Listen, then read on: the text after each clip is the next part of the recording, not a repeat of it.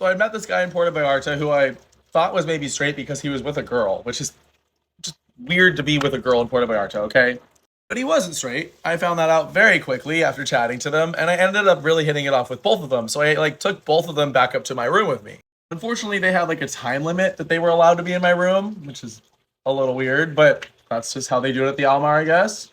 And we were hanging out there for a little while, and then I was like, okay, like, time's coming up that you guys have to go, so we should probably head back down soon.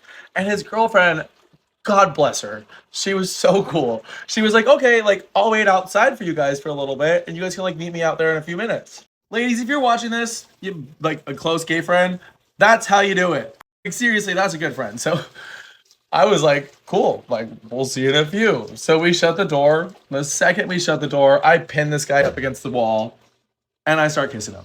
We knew we were like low on time, right? So we immediately moved things over to the bed. We were like ripping clothes off of each other as quickly as we possibly could. I kissed him a little bit more after that, and then like shoved his chest and pushed him back down on the bed. I jumped right on top of him then, and then like started kissing him more, but like really briefly, because like I said, had like a time limit.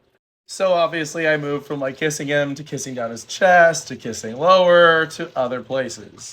So I was doing everything you could possibly imagine down there and like, trying to get him ready. And then I was like, okay, like, are you ready for me? And then he told me that he's actually a straight top and I'm a straight top. But that's okay. I like a little side fun too. So I stopped what I was doing and I moved up and I like, had him take care of me for a little bit. And I was very much like, for whatever reason, still the top that was in charge. So I did that for a while, and I have to be so careful with my words here about how I describe things without violating guidelines. But after like,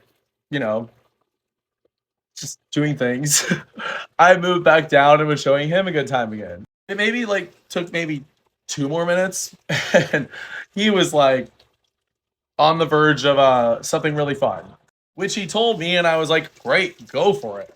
So he very quickly like accomplished his mission. It was quite the mission, let me tell you.